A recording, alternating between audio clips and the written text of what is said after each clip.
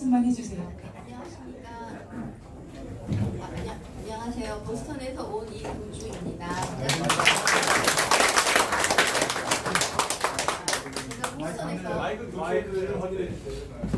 제가 보스턴에서 여러분과 같이 평화 통일에 대한 열망을 안고 지난 한 1년 반 정도 한반도 영구적인 평화를 위해서 평화협정 체결을 요구하는 그 홍보 활동을 미 의원과 지역 대중과 언론을 상대로 해왔습니다. 이제 그 과정에서 이렇게 열심히 평화의 길을 열려고 하는데 큰 장애가 있었습니다. 그것은 바로 그 미 대중 언론, 정치인들이 갖고 있는 북한에 대한 몰이해, 편견이었습니다. 그래서 제가 북을 가야 되겠다. 내가 직접 보고 듣고 느끼고 체험한 모든 것들을 전달한다면 내가 그들을 설득할 때 보다 자신 있고 확신을 가지고 설득할 수 있지 않을까라고 하는 생각에서 북을 방문하게 되었습니다. 그리고 아주 아름다운 7박 8일을 보내고 이렇게 여러분 앞에 섰습니다. 자, 여러분 굉장히 궁금하시죠? 네, 잠시 아껴두겠습니다.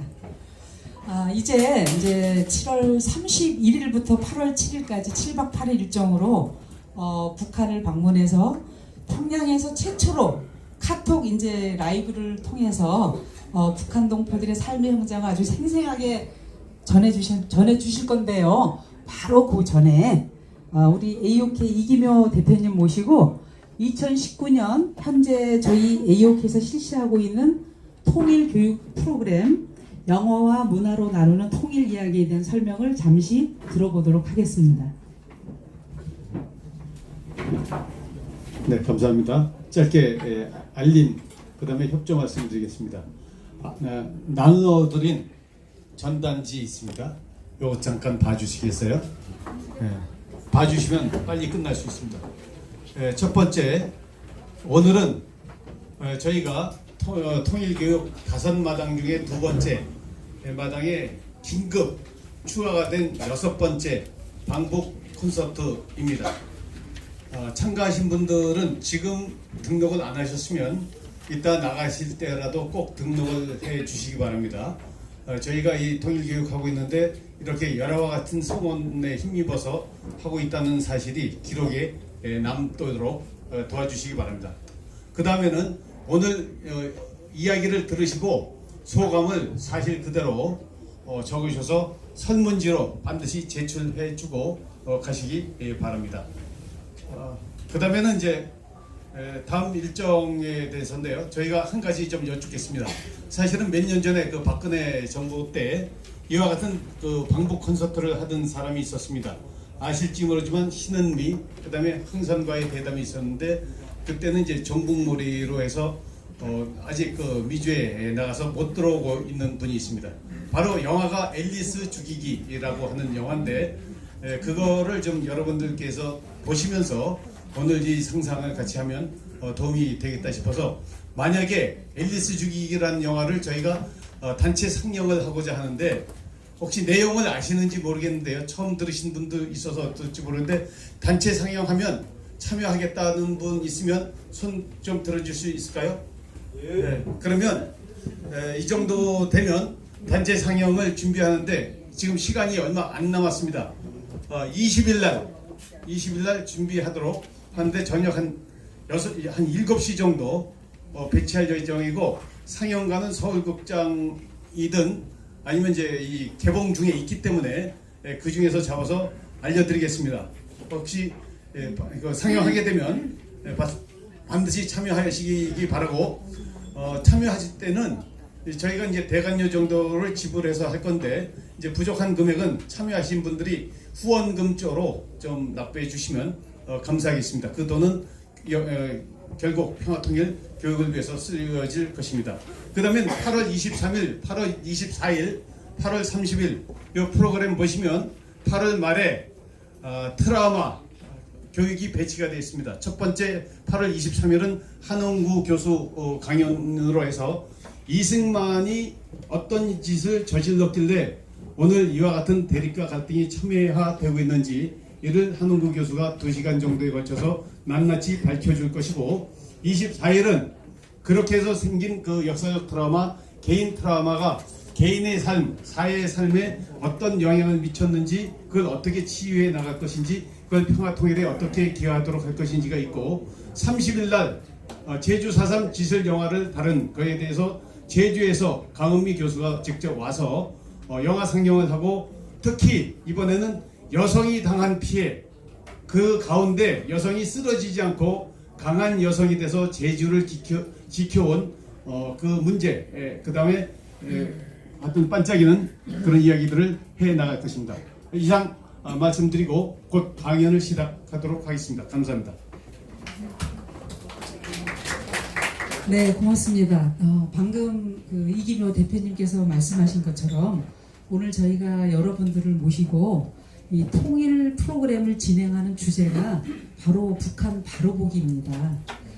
그동안 남북 분단으로 인해서 뜻하지 않게 남과 북이 70여년을 따로 살았고 북한에 대한 잘못된 교육과 편견으로 인해서 우리는 북한을 있는 그대로 보지 못하고 정말로 잘 알 수가 없었습니다. 그래서 오늘은 특별히 이러한 궁금증을 풀기 위해서 직접 북한을 방문하고 평양에서 실시간 카톡 라이브까지 하신 이금주 시민평화운동가를 한국을 떠나시기 전에 아주 급하게 모셨습니다. 자, 큰 박수로 모시겠습니다.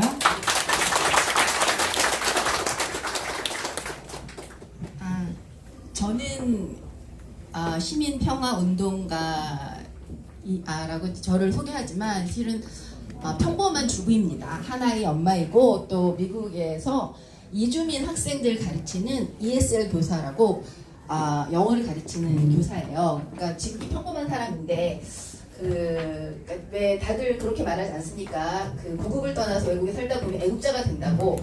사실 그래서 그 나라 사랑하는 마음으로 평화운동의 길에 들어섰고 이제 그러다 보니까 북한을 방문할 수밖에 없는 그런 상황이 돼서 7박 8일 여정으로 다녀왔습니다. 그리고 제가 이런 뭐 이렇게 보고회 이런 형식의 강연을 해본 경험이 별로 없어서 오늘은 그냥 제가 친구에게 이야기를 하듯이 그렇게 수다를 풀듯이 그런 방식으로 이야기를 풀어나가겠습니다. 그러니까 제가 순안공항에 도착해서 이제 도심으로 들어설 때 사실 깜짝 놀랐습니다. 왜냐하면 여명 거리에 이러한 그 30층, 40층 되는 이러한 아파트, 여기가 강남이야, 보스턴이야, 사실 이런 착각이 들 정도로 이제 아시겠지만 여명 거리는 2017년에 완공되었습니다. 그러니까 주로 아파트촌이고요. 그러니까 우리는 보통 왜 이런 좀 시설이 잘 돼 있는 이러한 아파트에 가려면 특권 계층이나 들어가지 않을까라고 하지만 대부분은 사실 우리와 같은 평범한 시민들, 교원들도 있고 아니면 일반 그 생산직 노동자, 그야말로 여기에 들어가 살고 있는 주민들은 각계각층 아주 다양한 사람들이었습니다. 그러니까 이건 제가 직접 본 게 아니라 그 안내원 그 선생을 통해서 확인한 바고요. 그리고 이거는 제가 통일시장이라고 장마당, 그러니까 장마당 근처에 있는 아파트를 찍었는데 이제 그 장마당이 이러한 그 고층 아파트 주변에 있었습니다. 이거는 혹시 아시나요? 미래과학자 거리라고 주로 그 IT라든가 아니면 그 과학, 엔지니어 이 계통에 종사하는 직업군들이 들어가는 아파트고요. 김책공대 교원들은 다 여기에 산다라고 합니다. 그래서 이거는 2015년에 개장됐고요. 이제 이렇게 보다가 저는 이번 방북에서 제가 초점을 뒀던 부분은 그러니까 우리도 그렇잖아요. 그러니까 보통 사람들은 과연 거기서 어떻게 살고 있을까? 무엇을 먹으며 무엇을 입으며 어떠한 생활 패턴으로 하루를 살아갈까? 이런 궁금증이 많았습니다. 그래서 저는 주로 보통 사람들의 삶의 모습을 담으려고 노력했고 그들의 행동, 그들의 표정을 가능한 많이 담으려고 노력했어요. 이거는 버스를 기다리고 있는 그 주민들의 모습이고요. 이거는 여명거리, 미래과학자 거리. 그래서 그 동네 이름을 미래동이라고 적고 그리고 방금 보셨지만 평양의 또 다른 이름이 뭔지 아세요? 류경. 그러니까 정말 도시 곳곳에 아파트 이런 촌 주변에 아름다운 버드나무들이 이렇게 늘어져 있었습니다. 그리고 이런 버드나무 아래로 시민들은 버스를 기다리거나 아니면 연인과 손을 잡고 데이트를 하거나 아니면 아주 금슬이 좋은 부부는 팔짱을 끼고 다니거나 보통 우리네들의 이런 삶의 모습과 전혀 다르지 않은 지극히 우리와 같은 이러한 삶의 모습으로 살아가는 그런 평양 시민들의 모습을 7박 8일 동안 계속 목격을 했고요. 이제 교통보안원이 거리거리에 무지무지 많았습니다. 거의 10m, 20m 간격으로 한 명씩. 그래서 저는 그 안내원에게 물었습니다. 왜 이렇게 교통보안원이 많은가? 그 시민들의 질서의식이 좀 부족해서 그런 건 아닌가? 그리고 뭐 이렇게 얘기를 하니까 그게 아니라 그러니까 그 시민들의 안전을 최대한 보장하기 위해서 그래서 다른 어떠한 그 공무원보다도 교통 보안원을 많이 배치를 하고 있다. 그래서 이제 이거는 우리는 멈춤이라고 하죠. 미국에서는 스탑이라고 하는데 굉장히 뭐라고 할까 아주 명령어고 굉장히 뭐라고 할까 아주 확실하잖아요. 바로 서지 않으면 어떻게 될 것 같은 굉장히 효과적인 표지판이라는 생각이 들고요. 그리고 이제 곳곳마다 이런 게 표지판이 잘 돼 있었습니다. 이거는 짐버스, 우리를 말하는 트럭. 근데 거기서는 트럭이라고 안 하고 짐버스 뭐 이렇게 표현을 하더라고요. 그리고 또 하나는 제가 그러니까 들은 바로는 북한 사회는 상당히 봉건적이 아니죠. 유교적이고 가부장적이다. 그래서 남녀가 저렇게 다정하게 거니는 모습을 목격하기가 쉽지 않다라고 했는데 제가 본 모습 이렇게 그 연인이 다정하게 걸어가는 모습 그리고 지금 저 여성의 왼손에는 손 선풍기가 들려 있습니다. 이러한 모습들을 너무나도 쉽게 거리에서 볼 수 있었습니다. 그리고 여기 앞에 가는 이 부분은 굉장히 금슬이 좋아 보여요. 그 아저씨는 선글라스를 멋지게 끼고 이제 뒤에 계시는 아주머니는 이제 아저씨의 그 등을 잡고 아주 다정하게 자전거를 타고 가는 모습을 볼 수 있죠. 손 선풍기 보이시죠? 그리고 이제 여기는 청춘거리라고 혹시 청춘거리에 대해서 들어보신 적 있나요? 못 들어봤는데. 청춘거리 왜 청춘거리라고 했을까요? 청춘거리는 그러니까 세계 그 평양 축가 청년학생 축전 때 처음에 건립됐던 거리고요. 여기에는 이런 체육 시설 그리고 보이세요? 이거는 배드민턴, 뭐 수영 경기장, 그리고 군관이 이제 자전거를 타고 가는 모습인데 이렇게 그 체육 시설들이 이렇게 있는 체육 시설과 그 관련된 건물들이 있는 거리인데 주로 젊은이들이 이런 체육 활동을 많이 하잖아요. 그래서 청춘거리라고 명명했다고 들었습니다. 그리고 원래 여기는 군관을 찍으면 안 된다는 규칙이 있어요. 저는 모르고 이제 물론 사전에 항상 그 허락을 구합니다. 왜냐면 그 우리 북녘 동포들은 굉장히 수줍음이 많으세요. 그래서 카메라를 들이대면은 이렇게 숨거나 도망가거나 이러시는데 저는 항상 사전에 사진을 찍어도 되겠습니까? 라고 여쭈어보면 10명의 9은 안 된다고. 왜냐하면 이유는 단지 수줍어서. 그런데 또 하나 규칙은 군관을 절대 찍어서는 안 되는데 나중에 보니까 제가 실수를 찍었더라고요. 이거는 제가 의도적으로 한 건 아니라 어디까지나 실수입니다. 그래서 여기는 청춘거리이고 또 하나는 그 도시 곳곳에 우리는 보통 왜 카페나 커피숍이 한 10m 간격으로 있잖아요. 근데 평양은 이렇게 청량음료, 빙수 어딜 가나 있습니다. 그래서 이제 더운 여름을 시원하게 날 수 있도록 이게 모두 다 관에서 운영하는 그리고 여기서 봉사하는 분들도 다 일종의 관에서 고용하는 그런 분들이라고 하고요. 그래서 저는 하루에 한 번씩 빙수를 먹었습니다. 왜냐하면 평양도 굉장히 더워요. 32도, 3도 이렇게까지 올라갔고 그리고 하루 종일 걸어 다녔기 때문에 굉장히 갈증이 많이 났는데 빙수를 이렇게 자주 거리에서 먹었습니다. 이거는 귤 단물이라고 합니다. 우리는 보통 빙수에 뭐 우유도 넣고 팥을 많이 넣죠. 얼음 이렇게 간 거에다가 팥 넣고 이제 다양한 과일을 넣는데 여기는 조금 달랐어요. 보여드릴게요. 아이스크림은 들어갑니다. 근데 여기는 보통 아이스크림을 크림이라고 하더라고요. 그리고 과일이 좀 들어가고, 그리고 견과류, 땅콩, 호두, 예, 그리고 얼음, 그리고 이게 그 빙수가 매대마다 달랐습니다. 어떤 매대는 팥이 들어가고 어떤 매대는 안 들어가고 좀 차이가 있었는데, 여기에 들어간 아이스크림이 엄청 맛있었습니다. 예, 그러니까 보통 그러니까 집에서 만든 정말 정성 들여서 장인의 손길에 의해서 만든 그런 아이스크림, 그런 맛이었는데 어느 빙수 매대에서 먹든지 간에 그 아이스크림 맛은 다 그러니까 그런 느낌의 아주 최고급 아이스크림, 예, 그런 맛이었고요. 이거는 그리고 또 다른 점은 빙수에 물이 들어가는데 이거는 들쭉물이라고, 혹시 들쭉이 뭔지 아세요? 예, 들쭉이 과실 종류라고 하는데, 들쭉물을 그러니까 이런 음료를 만들더라도 굉장히 건강을 생각하는 그러한 그 조리법을 쓰더라고요. 이거는 북에서는 아이스크림을 에스키모라고 합니다. 그래서 저는 그 에스키모를 또 여러 번 사 먹었는데 가격이 얼마쯤 될 것 같아요? 500원 정도. 그러니까 우리 돈으로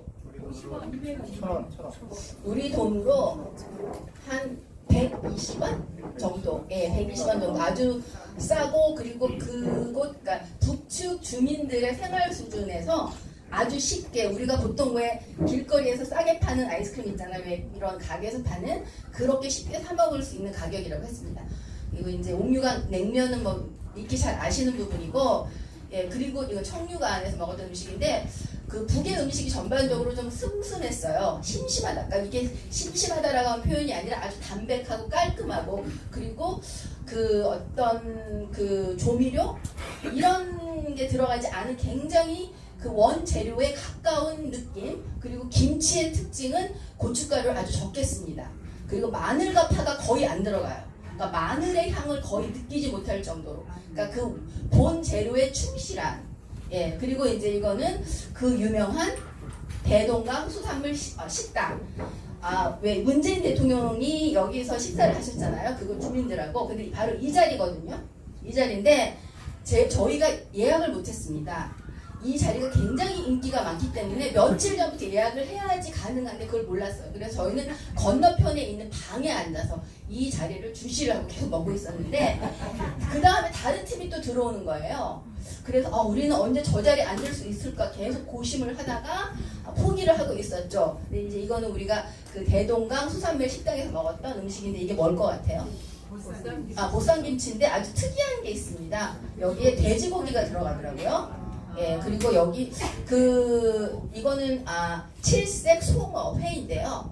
그러니까는 그러니까 북한에서의 그 뭐라고 할까, 그 자연적인 그 식재료에 대해서 굉장히 그 관심과 투자를 많이 한다는 생각이 들었는데, 그러니까 예를 들자면 철갑상어가 바다 물고기잖아요. 그런데 그 철갑상어를 민물에 적응을 시켜서 민물에서 양식하는 이러한 그 방식으로 많이 철갑상어를 생산한다고 해요. 그러니까 그 양식한다고 해요. 그래서 이 식당에는 뭐 철갑상어, 잉어, 칠색송어 등등을 팔았는데, 저는 왠지 상어라고 하는 그 뭐라고 할까, 선입감 때문에 좀 먹기가, 그래서 칠색 송어를 대신 시켰습니다. 그리고 음식값은 아주 쌌었는데요. 나중에 제가 먹었던 음식의 한 개나 두 개 정도를 퀴즈로 내겠습니다. 그래서 맞추시는 분에게는 제가 북에서 가지고 온 기념품을 상품으로 드리겠습니다. 네, 이거는, 그리고 대부분의 식당에서 녹그릇에다가 밥을 주었습니다. 그래서 이제 그랬는데 결정적으로 저희가 나오는 순간 여기 앉아 계시는 이 여성께서 저희에게 먼저 제안을 해주셨어요. 계속 이 자리를 바라보고 있는데 혹시 이 자리가 문재인 대통령이 앉았던 자리여서 그 자리에 앉고 싶어서 그러는 거 아니냐. 그래서 맞다. 자기 자리를 내주고 거기 그 일가족이 모여서 식사를 하고 계셨는데 그 남성분들이 굉장히 수줍음이 많으셨습니다. 저는 같이 사진을 찍기를 원했는데 다들 도망가시고 여기 여성분만 남아서 저랑 사진을 찍었고, 제가 앉은 자리가 바로 문재인 대통령이 식사를 하셨던 자리입니다. 그래서 이제 우리의 화제는 문재인 대통령으로 이제 한 5분 정도 대화를 나눴습니다. 이분하고. 그래서 문재인 대통령이 그 북측에서 아주 인기가 많은가 보네요. 그러니까 아주 인기가 많다고. 근데 혹시 이렇게 얘기를 하면 문재인 대통령께 해가 될 수 있나요? 그러니까 이 여성분께서 문재인 대통령을 문재인 원수님이라고 칭하셨습니다. 문재인 원수님은 우리 북의 인민들에게 아주 인기가 높습니다. 그리고 이분도 그 평양의 경기장에서 연설을 하셨죠. 9월 그 회담 때 그때 그 연설하는 장면을 보고 눈물을 흘렸다고, 아주 감동적인 연설이었다고 이렇게 말씀을 하시고, 저한테는 그러면 남측이나 혹은 그 해외에 있는 동포들 사이에서는 문재인 원수님이 그물 많이 인기가 어떻습니까? 많이 좋아들 하십니까? 라고 해서 평화와 통일을 위한 정책을 펴려고 노력하는 분이기 때문에 많은 분들이 그러한 뜻에서 지지하고 있습니다 라고 하니까 아주 좋아하시더라고요. 예, 그래서 그 대동강 수산물 식당에서의 대화를 여기서 마치고 이제 개성을 갔습니다. 그 개성, 그러니까 파문점을 들렸다가 오는 길에 개성을 들렸는데, 개성에는 굉장히 그 개성 특산물이 많아요. 이제 음식 중에서는 개성 약과, 그리고 지금 보이는 게 좀 제가 음식 얘기를 너무 많이 했죠. 조금 그래서 어쨌든 뭐 개성 그 인삼 무침도 있고 뭐 이렇게 그냥 보기만 하세요. 그래서 설명 안 하고 넘어가겠습니다. 그리고 특이했던 것은 녹두지짐을 그 껍데기를 다 까지 않고 같이 껍데기랑 같이 만들어서 약간 푸른빛이 나는 녹두지짐이었습니다. 예, 그래서 마지막은 개성 인삼을 넣은 삼계탕으로 마무리를 했습니다. 예, 그리고 제가 가장 좋아했던 것은 대동강 맥주, 그리고 소주인데 개성 인삼 소주가 아주 독특하고 맛있었습니다. 제가 원래 술을 잘 못해요. 여기서는 맥주를 한 3분의 1컵을 가지고 거의 2시간을 먹는데, 제가 북에 가서 술이 좀 늘었습니다.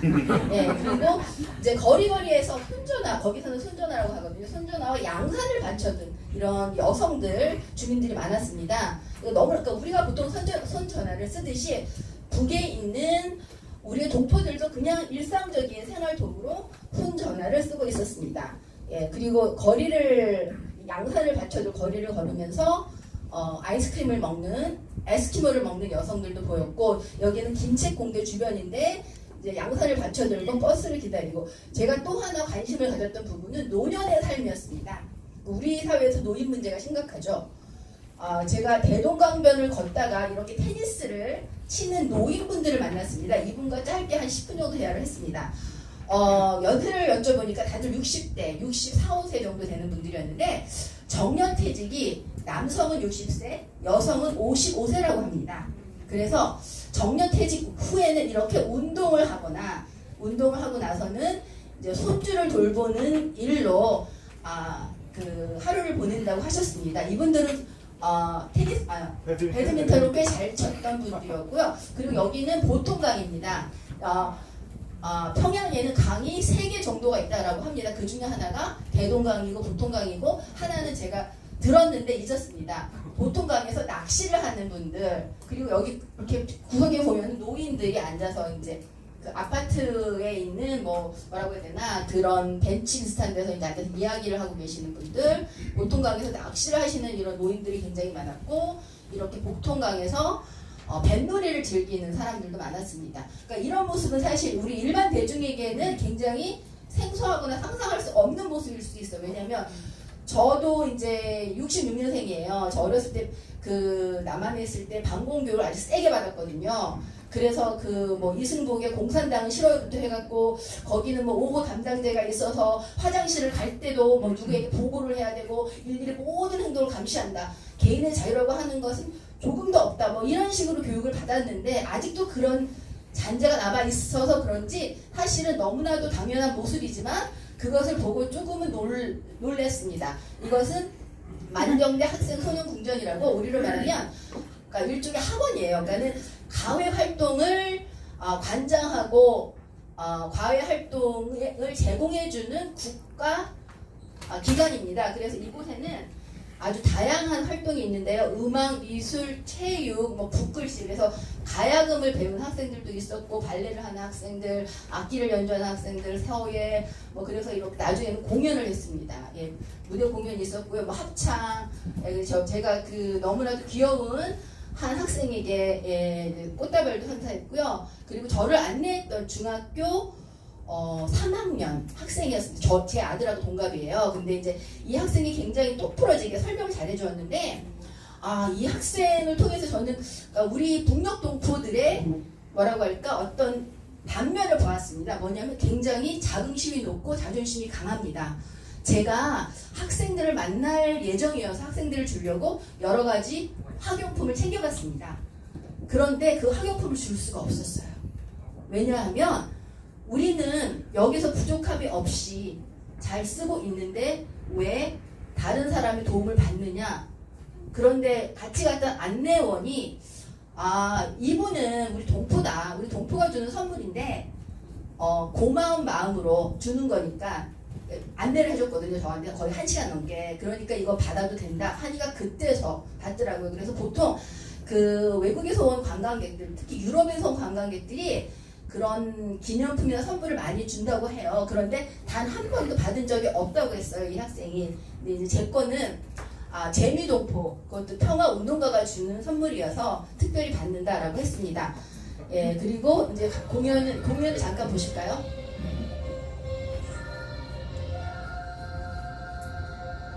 예, 그 또 한 가지 좀 재밌었던 것은 제가 이제 이 표를 사려고 그러니까 안내원이 표를 구하러 가 있는 동안에 한 몇 분 정도 혼자 기다리는 그런 시간이 있었는데 거기 줄 서서 기다리는 다른 북한 어머니들이 이야기하는 걸 이렇게 엿들었거든요.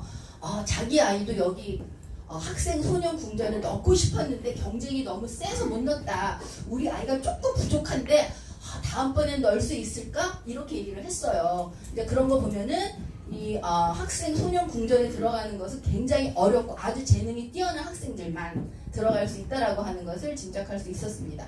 이제 제가 교사잖아요. 그래서 평양 교원대학에 꼭 가고 싶다라고 요청을 해서 이제 그 청을 들어줬는데 제가 놀랬던 것은 최첨단 기기를 가지고 교사 양성을 하고 있었습니다. 그래서 모든 시청각 기재라든가 교육 기기들이 굉장히 최첨단을 갖고 있는 그런 것들이었어요. 그래서 그 중에 하나가 이건데요. 뭐냐면 교사는 학생과의 상호작용이 아주 중요하거든요. 그게 사실은 수업의 핵심인데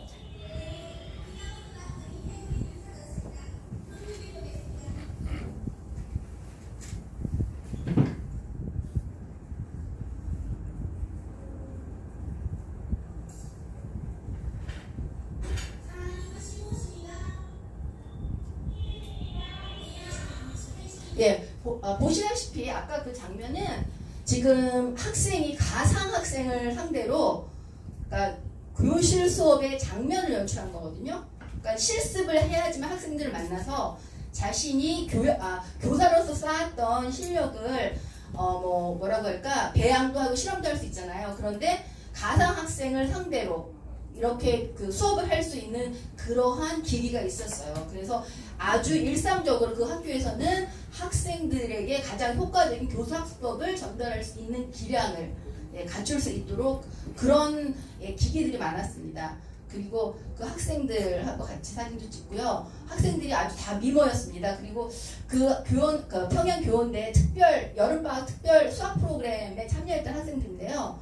이 학생들이 이제 주산을 이용해갖고 암산, 계산 능력을 높이는 그런 일종의 프로그램이었는데 아주 특이했던 것이 주산 능력을 높이기 위해서 이런 이러한 수업을 하는 것이 아니라 그것을 이용해서 계산 능력을 향상시키기 위해서 하는 거다. 이런 설명이 있었고요.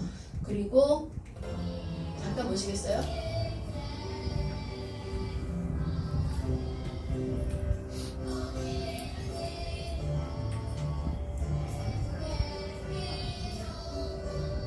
특이했던 것은 음악과 율동을 활용한 오감을 이용한 교수 학습법이었습니다. 저도 새롭게 배웠습니다.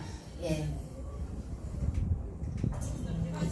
이거는 교육기기 중에 하나인데, 그러니까 이제 우리 한반도 지도를 만드는 과정인데 이렇게 모래를 이용해서, 그러니까 어떤 구체적인 오감을 이용한 조작 활동을 통해서 확실하게 한반도의 지도, 지형을 이해하는 그러한 학습기기였습니다. 뭐 그래서 그러니까 여러 가지 학습 기기들이 굉장히 선진적이었어요. 그리고 이제 이거는 우리가 많은 관심을 두고 있는 장마당인데 그 내부는 촬영을 금지해서 못 찍었습니다. 그 장마당은 마치 우리의 그 현대식 재래시장 같은 굉장히 큰 공간에 빽빽하게 매대들이 있었고요. 그리고 이제 그 할당 받은 자기 공간에서 열심히 상업 활동을 하고 계셨는데 그분들이 적극적으로 호객 활동을 했습니다. 저한테 돼지고기 고기를 가지고 와서 이건 얼마니까 뭐 싸니까 사라, 뭐 떡을 갖고 와서 이건 얼마다, 뭐 맛이 있다 이런 식으로 호객 활동을 하는 그러한 모습을 볼 수 있었고요.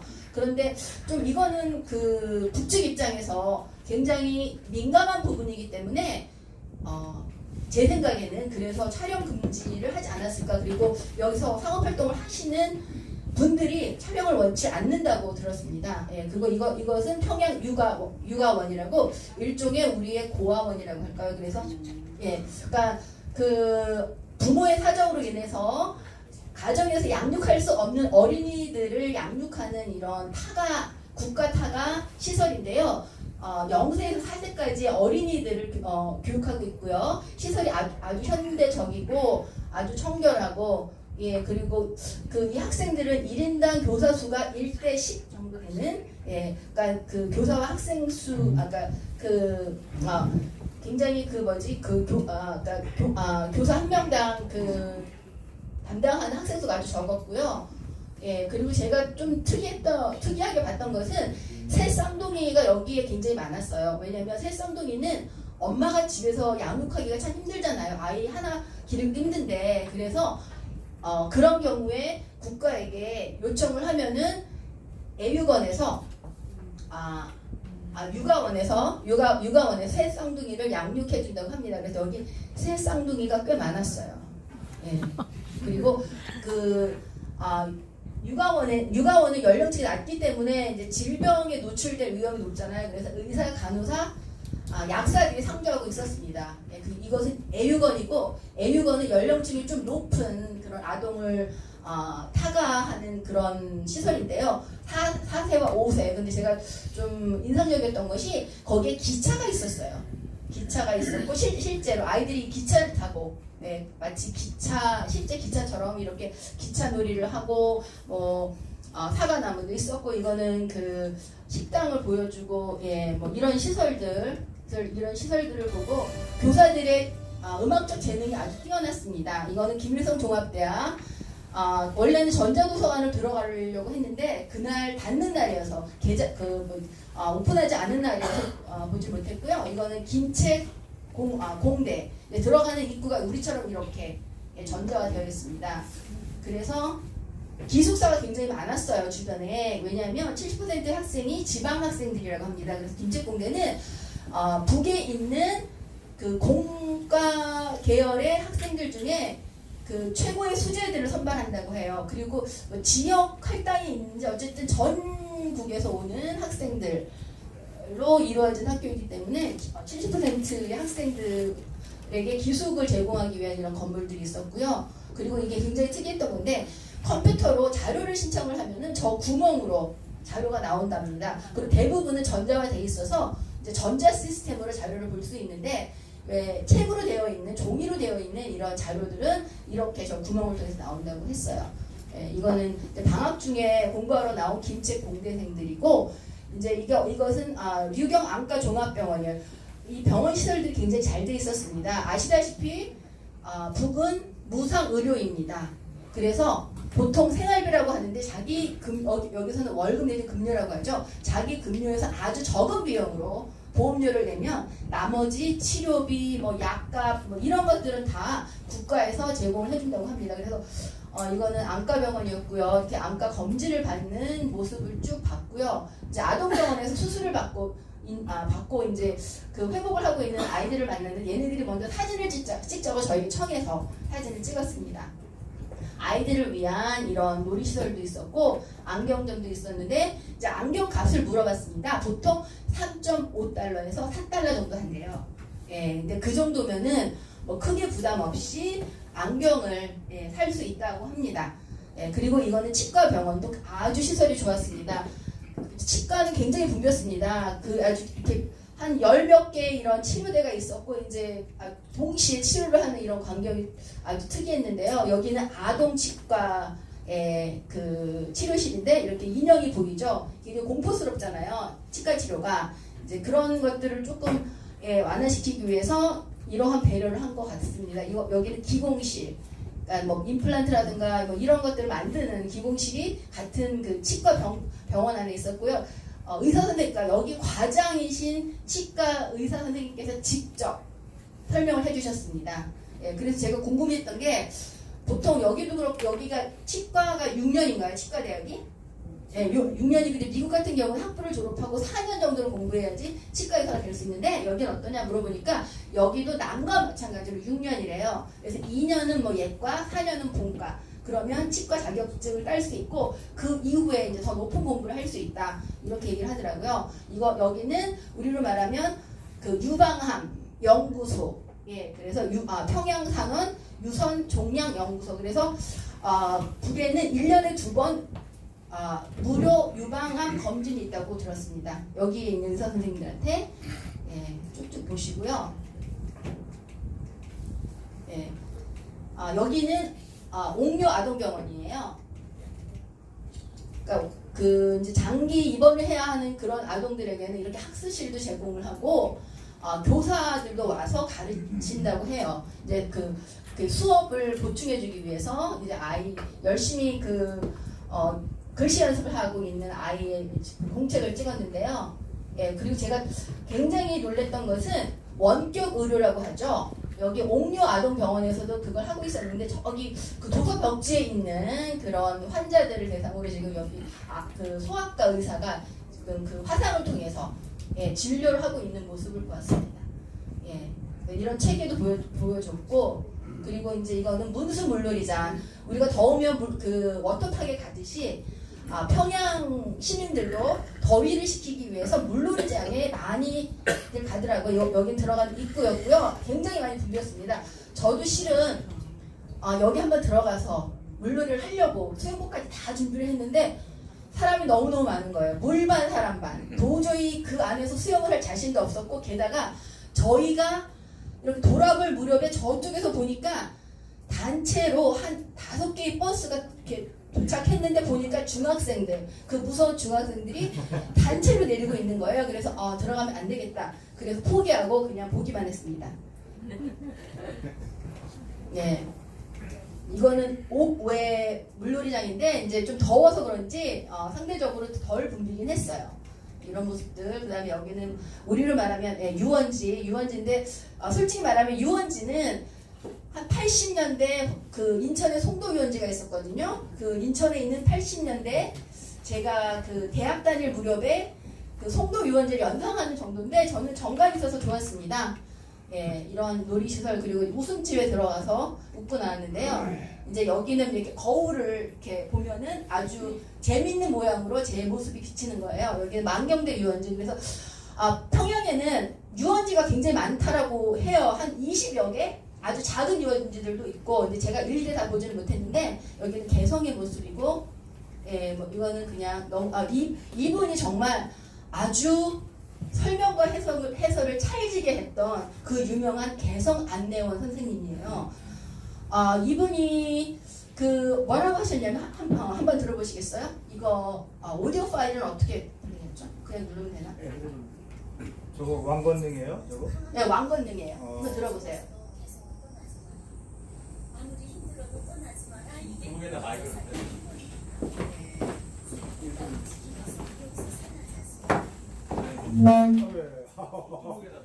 노트북에 알겠습니다. 아니 노트북 마이크 해치기는 지금 연결이 안 돼. 예. 그래서 이분 여기다 폼을 용사했는데 온양폼이고 이게 스폰이지 크기를 보고 갈라보시겠습니다. 보통 아름답고 멋있는 게 컷이고 그렇지 않은 게 암컷이라고 들었습니다. 그래서 제 생각에는 정면을 봐야 될 것 같아요. 대표님 마이크를 소리를 키우면 된다니. 마이크가 있어 슬라이드를 올려주세요. 저기 위에 아니 그건 그 뒤에.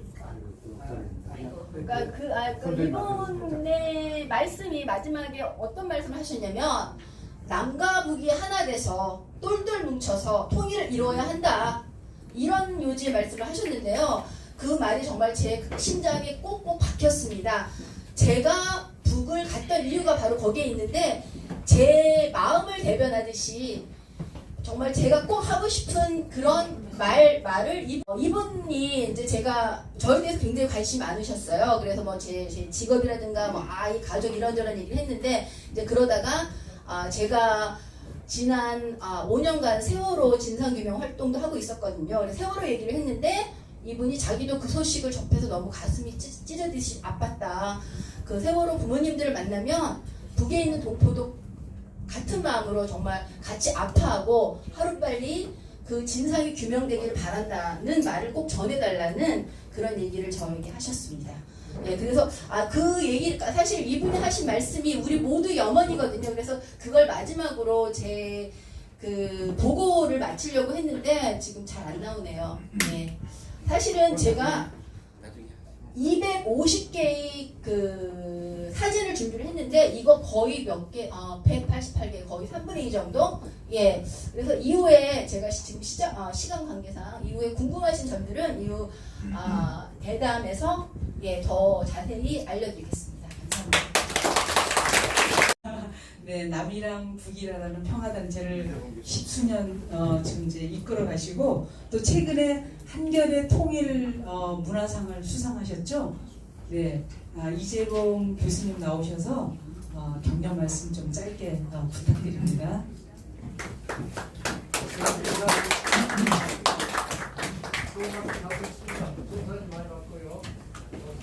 네, 감사합니다. 네, 그다음에 조헌정 목사님 지금 나와 계시죠? 네네. 저도 여기서 말씀드리겠습니다. 저 97년도에 미국에 있으면서 처음 갔는데 요즘 상황이 미국 시민권자도 못 가고 한국 사람도 못 가고 중간에 있는 끼인 사람들만 영주권자들만 가는 묘한 정국이 이루어지면서 이렇게 여기 지금 지난번에도 오신 분도 이제 그분은 이제 프랑스 분이셨는데 그래서 하여간 또 여성분이고 그래서 참 그 시대적 상황이긴 하지만 해외에서 살아가면서 참 복에 대한 그런 아픔을 갖고 있는 분들이 이런 통일운동에 또 앞장선다는 점에서 굉장히 고무적이고 더 많은 분들이 이런 일에 더 앞장서셨으면 좋겠다. 특별히 여성분이어서 더 저는 통일운동이라는 게 남성 위주보다는 여성 위주로 가야 한다. 뭐 그런 생각을 갖고 있습니다. 감사합니다. 감사합니다. 정말 말씀 감사드리고요. 이번에는 그 LA에서 아주 오랫동안 그 언론인으로 활동을 하셨었고 2012년에 직접 방북 취재까지 하셨어요. 이원영 선생님이 나오셔서 대담 진행을 같이 해주시겠습니다.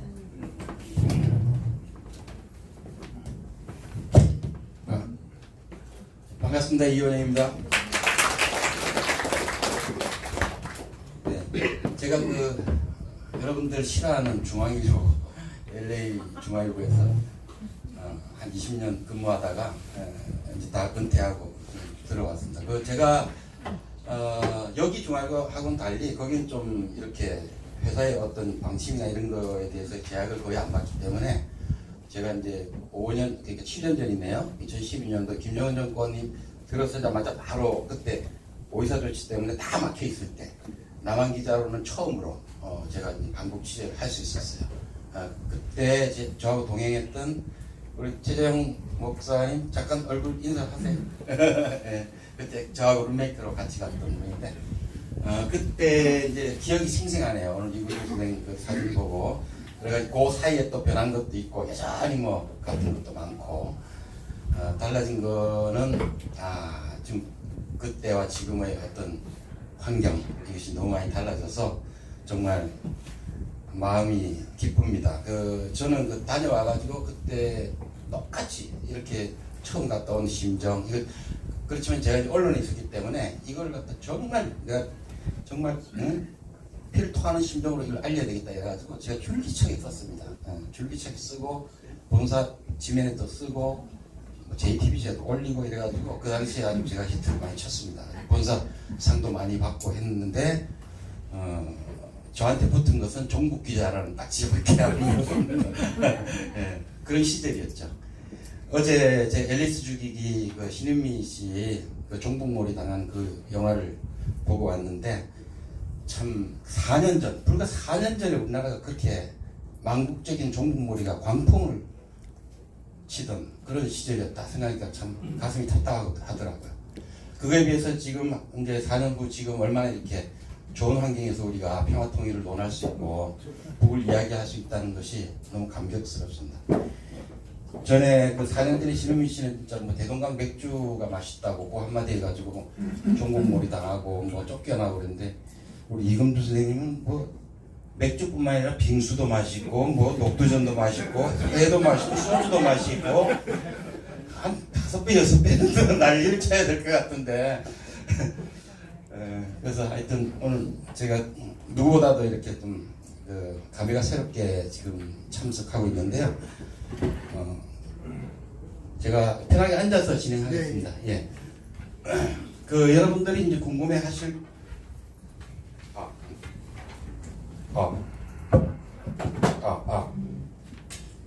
저는 목소리가 커서 이 정도면 되겠죠? 예. 예. 여러분들이 궁금해하실 만한 거 제가 또 기자 입장에서 몇 가지 좀 이렇게 편하게 여쭤보고 답하고 하는 시간을 좀 갖도록 하고요.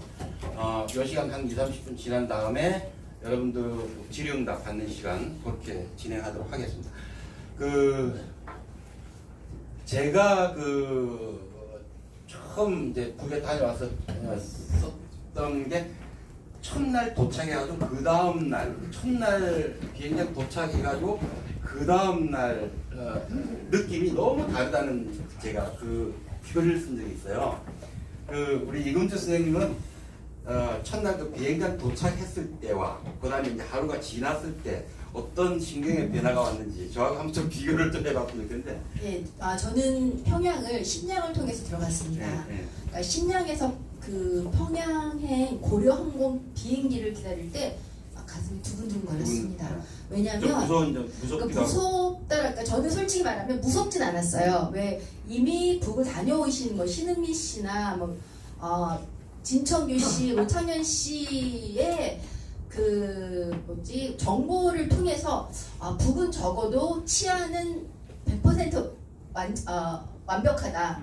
그리고 나의 안전을 보장해 줄 수 있는 사회다라고 하는 것에 대한 확신은 있었습니다. 하지만 그럼에도 불구하고 왜 전혀 모르는 사회잖아요.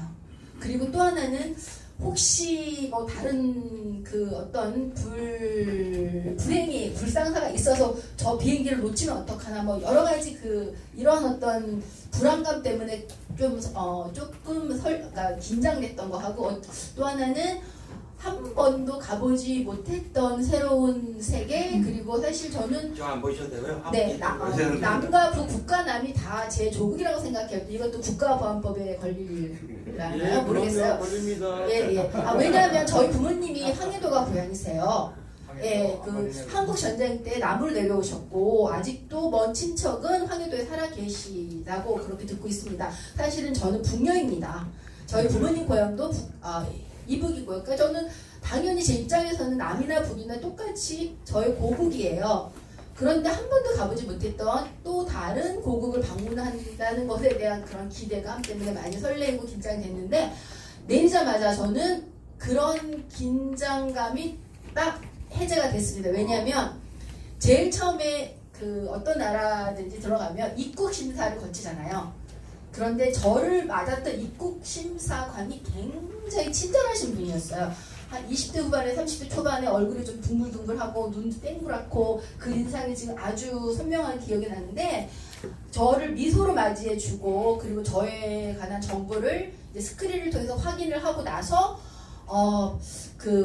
재미동포 선생님 이렇게 저를 칭해주셨거든요. 그러면서 저에 대한 아주 호의에 찬 그런 질문, 그런 아주 호기찬 호기심을 발동해서 이것저것 많이 물었습니다. 뭐 제 직업, 뭐 미국 그 생활은 어떤지, 그리고 그 미국에서 평화운동을 한다는데 어떻게 평화운동을 하는지 뭐 이런 것들 묻고, 또 트럼프 대통령에 대해서 묻고, 미국에서 인기가 좋은지 나쁜지 솔직히 얘기했죠. 그 부분은 뭐 어쨌든 이런 얘기들을 많이 나눴어요. 그분하고 거의 15분 이상 이러한 대화를 나누고 나니까 저의 긴장감이 딱 해제가 되더라고요. 그리고 또 하나, 미국을 가보신 경험이 있는 분들은 아시겠지만 미국의 입국 그 심사관들이 굉장히 고압적이잖아요.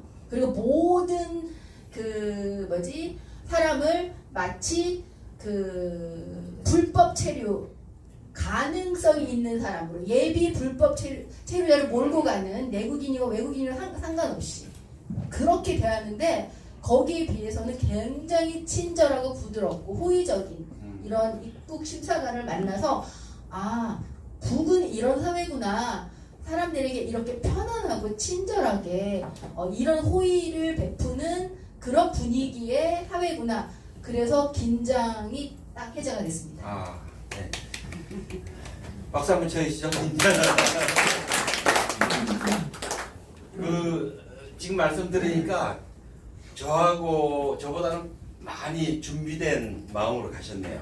저 같은 경우는 제가 신문에다 글을 어떻게 썼냐면, 첫날 순환비행장 도착했을 때 어깨가 굳어지고 막 너무 긴장해가지고, 야, 여기 내가 괜히 왔다. 그리고 이제 비행장 분위기가 우리가 흔히 보던 비행장도 아니고 막 군데군데 정복 입은 사람들이 이제 서 있고, 아주 그런 어떻게 보면 막 살벌한 분위기 같은 게 느껴지고, 그 다음에 뭐 우리가 흔히 들었던 북한에 대한 인상 이미지, 그런 것 때문에 어깨가 굳어지고 마음이 편치 않았다. 그리고 아, 이거 이런데 왜 내가 자원에서 왔을까 라는 마음이 들었는데, 그런 마음이 풀어지는 데는 딱 하룻밤이면 좋겠다. 좋겠다. 충분했다. 이렇게 제가 글을 쓴 적이 있습니다. 왜 그러냐면, 이제 그 다음날 아침에 이제 그 평양 거리를 산책하면서 정말 나는 어떻게 뭐 폐쇄되고 무서운 나라라고 생각했는데, 걸어가는데 다 말이 다 들려. 지나가는 사람이 간판이 다 보여. 그러니까 오메 여기가 이상한 나라가 아닌가벼? 그런 느낌으로 그 하룻밤새 그 경직된 마음이 그 다음날 아침 돼서 스르르르 풀렸다 하는 이제 그런 표현을 제가 쓴 적이 있는데, 아무튼 저보다는 그 훨씬 더 그런 긴장을 좀 덜 하신 것 같으네요. 요건 여담입니다만은, 그 북한 갔다 오신 이후로 더 예뻐지셨어요? 아니, 제가 제가 나이다 보니까, 왜 제가 66년생입니다. 예, 그러니까 이 정도의 연령층의 여성들이 겪는 그 어떤 그 신체적인 고통이 좀 있어요. 흔히 말해서 갱년기 장애라고 하죠.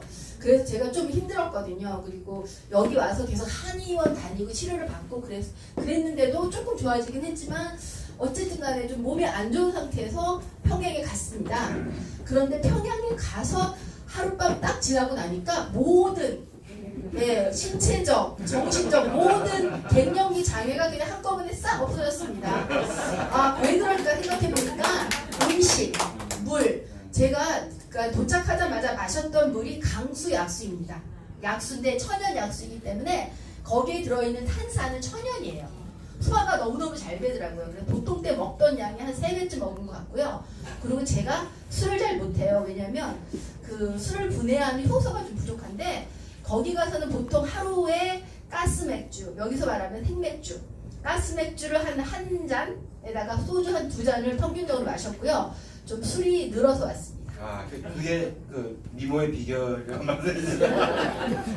저는 이전부터 좀 궁금하게 생각했던 게 있는데, 그 평화운동하고 북한 다녀오신 분들이 하나같이 미인들인가 그렇게 생각했는데, 신은미 씨도 그렇지, 이금주 씨도 그렇지, 여기 계신 분도 그렇지. 그래서 속으로 좀 생각해봤어요. 왜 미니까? 이렇게 보니까 항상 이게 평화를, 마음속에 평화를 품고 사니까, 갈등과 전쟁을 품고 사는 게 아니라 평화를 품고 평화를 지향하니까 이뻐지지 않을 수가 없을 것 같아요. 네. 여기 계신 분들도 아마 점점 더 예뻐지실 거예요. 이번에 그 카톡 하셨다고 했는데 제가 쓸 때는 그때 뉴스가 그 스마트폰도 쓰는 사람이 생겨나기 시작했다 정도가 뉴스였어요. 7년 전에는. 그리고 이제 평양에 휴대폰 사용자가 뭐 200만 명이 넘었다. 그 정도가 뉴스였고 스마트폰이 막 보급되기 시작했다. 이 정도였는데 뭐 카톡은 생각도 못했는데 벌써 그 한 7년 사이에 카톡 거기서 뭐 라이브로 그냥 하셨다 그랬는데 그거 잠깐 좀 설명 좀 해주세요. 예, 저는 이제 그 방북 전에 이미 다녀오신 분들로부터 많은 정보를 얻었습니다. 그 중에 하나가 국에 가면 인터넷을 사용할 수 있다. 그리고 인터넷을 사용하게 되면 특히 카톡으로 다른 나라에 있는 사람들과 의사소통이 가능하다. 이 이야기를 들었습니다. 그래서 이제 이 이야기를 제가 그 PTN 우리 함께 그 평화 통일을 위해서 함께 운동하고 있는 PTN 멤버들에게 얘기를 했는데 그 함께 운동하는 그 운동가 중에 한 분이 이 테크놀로지 쪽으로 굉장히 밝으신 분이 있어요. 그분이 제안을 했어요. 그러면 제가 북한에 가 있는 동안에 우리 그러면 라이브로 카톡을 통해서 서로 의사소통을 하자. 그리고 그때그때 내가 보고 느끼고 그리고 뭐 사진을 찍고 영상을 찍고 이런 것들을 그때그때 보내주면 뭐 미국이나 뭐 유럽이나 아니면 한국에 있는 그 평화통일 운동가들에게 큰 힘이 되겠다, 활력이 되겠다 이런 얘기를 들었어요. 그래서 그런 제안을 가지고 이제 평양에 갔고 실제로 가 보니까 바로 보통강 호텔에 고려 링크가 있습니다. 거기 가면은 한 5분만 기다리면 바로 연결을 해줘요. 예, 연결이 되니까 바로 카톡으로 의사소통이 가능했습니다. 비용이 좀 비싸죠? 비용은 많이 비싸요. 아직 그런 그 기술이 아주 뭐라고 할까 막 이렇게 그 발전하는 그러한 시기여서 그런지 몰라도 제가 유심칩을 구입하는 데만 $200를 썼습니다. 우리나라 돈으로 24만 원. 제가 여기 처음에 왔을 때 10,000원 주고 유심칩을 샀거든요. 제가 미국에서 쓰던 유심칩을 쓸 수가 없잖아요. 그래서 여기서는 10,000원을 줬는데 평양에서는 200불을 줘야지 유심칩을 사고요. 그 유심칩을 사면은 50MB 무료로 줍니다. 이제 그리고 나서는 250MB에 $50. 그래서 제가 평양에 있는 동안 300불을 내고 얼마지? 그러면 550MB로 그 미국과 유럽에 있는 평화 운동가들과 소통을 했습니다. 네. 아까 장마당은 현장에 들어가시긴 했지만은 이제 사진을 못 찍었다는 말씀이죠? 네. 그때 저도 마찬가지였는데 장마당은 그때는 아예 보여주지도 않고. 근데 왜 그러냐면 이제 여러분들 이해를 돕기 위해서 장마당이 사실 굉장히 뭐 북한 전역에 수백 군데가 이미 생겼고요. 자생적인 시장이고 자생적인 자본주의 생활화가 돼버린 거예요. 그래서 이제 북한이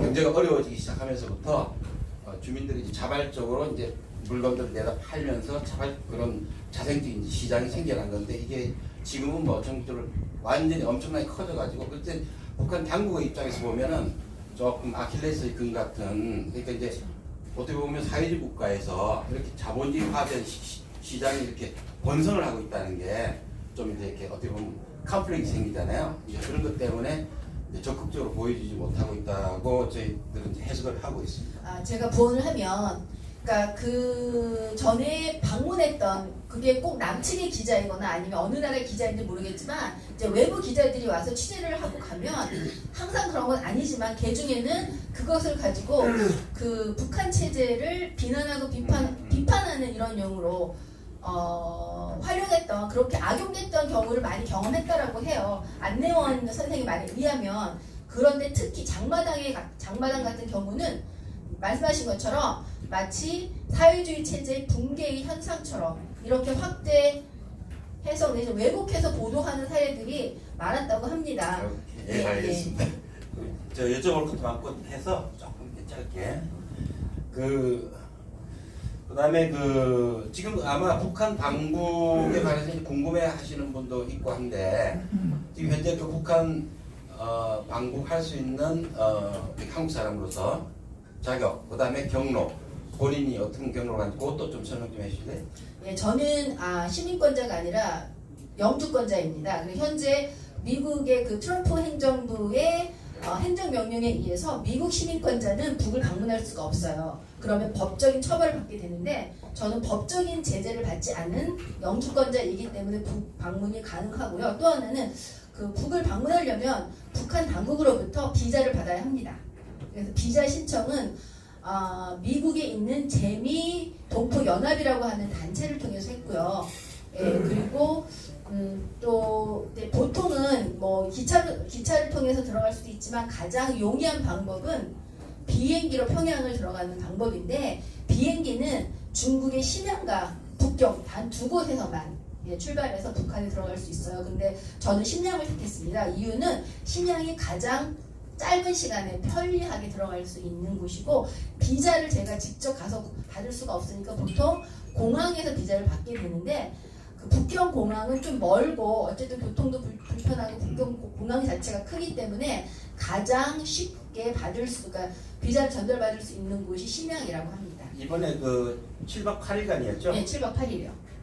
그러면 미국에서 이제 중국까지 가는 비용 포함해가지고 전체 경비가 얼마나 드셨어요? 제가 사실 경비 얘기를 하고 싶지 않아요. 왜냐면 경비 얘기를 했을 때 방북에 대한 희망과 꿈을 갖고 계셨던 분들이 절망으로 바뀔 것 같아서 제가 말씀드리고 싶지 않지만 이제 미리 말씀드리면 경비는 같이 공유를 하면은 적어집니다. 여러 명이 가면? 네, 여러 명이 가면. 근데 저는 사정상 실은 저는 혼자 가려고 했던 게 아니에요.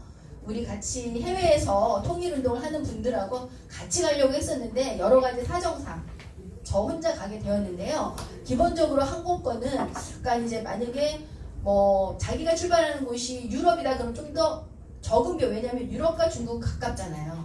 그러니까 그 비행기 항공료가 적어지니까 비용이 적게 들 것이고 이제 저는 여기 남한을 기준으로 출발했을 때 이제 서울에서 신양까지의 항공료가 한 50만 원 정도. 근데 저는 좀 비싸게 샀어요. 왜냐면은 늦게 샀기 때문에 좀 비싸게 샀는데 보통 한 50만 원대이고요. 그리고 신양에서 평양을 들어가는 항공료는 550달러 정도 됩니다. 그럼 우리 돈으로 한 60여만 원 정도 되죠. 그럼 벌써 항공료만 100만 원이 넘어가요. 굉장히 비싼 경비죠. 예, 그리고 현지에서는 저는 혼자 다녔기 때문에 모든 경비를 다 제가 부담을 해야 했습니다. 예를 들자면 평양 시내에서 그러니까 제가 가면은 기본적으로 안내원하고 운전기사가 저를 수행하게 됩니다. 이분들에게 제가 따로 지출하는 비용은 없어요. 그러니까 이분들은 그야말로 국가에 소속된 공무원이기 때문에 이제 자신의 공무를 수행하는 거죠. 저와 동행하고 저를 안내하고 이런 편의를 제공하는 게 그래서 이분들에게 드리는 비용은 없지만 하루 평양을 주행하는 그 자동차 비용이 그러니까 25달러예요. 비화로. 그리고 이제 평양 밖에 다른 도시나 지방을 갈 경우에는 1km당 1달러씩 내야 합니다. 근데 저는 판문점을 다녀왔는데 또 비용을 말씀드리기가 조금 그렇대요. 오케이. 그 정도만 하겠습니다. 그 정도만. 네. 그래서 여럿이 같이 가면 비용이 많이 들지 않습니다. 네. 지금 조금 전에 설명 들으셨지만은 아까 안내원이라고 이제 설명드렸잖아요. 북한은 기본적으로 지금 자유여행이 안 되는 나라거든요. 그래서 저는 이제 북에 갔을 때 기자신분이었기 때문에 뭐 그 관리들이나 뭐 오만 거 다 물어봤죠. 야 세상에 지구상에 자유여행 못하게 하는 나라는 어디냐? 왜 전부 다 안내원을 붙이냐? 거기에 대한 대답은 뭐였냐면요. 우리 조국이 시설이 불비합니다.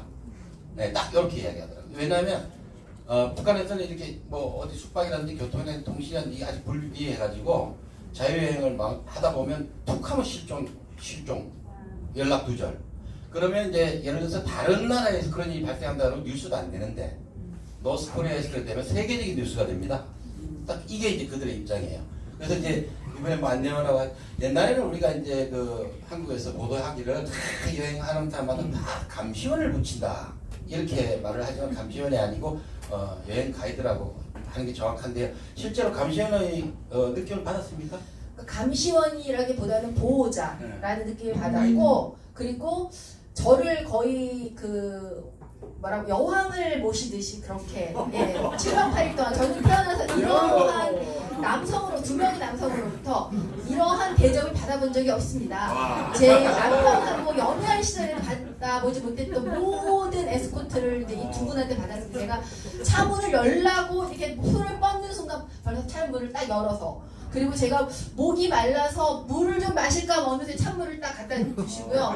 그리고 제가 호텔 문을 열려고 하면 어느새 문을 활짝 열어주시고 그리고 제가 빙수를 먹고 싶어서 빙자를 꺼내면 벌써 이미 빙수 매대 앞에 저를 또 안내해 주시고요. 야, 그거 저 미남이었나요? 미남? 그런데 저는 솔직히 말씀드리면 그 북의 남성들이 다 마초 스타일이에요. 근데 제 취향은 아니었습니다. 저는 마초 스타일은 별로고요. 섬세한 남성을 좋아합니다. 저희 남편처럼.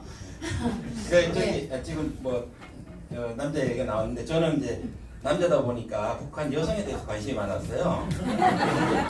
그때 주로 이제 저는 남자에 대한 관심이 없으니까 그래서 이제 여성들하고 많이 대화도 하고 했는데 아니 그 자본주의 사회 그 좀 야가 빠진 여성들만 보다가 그 참 시골 그 여성들 볼 때 진짜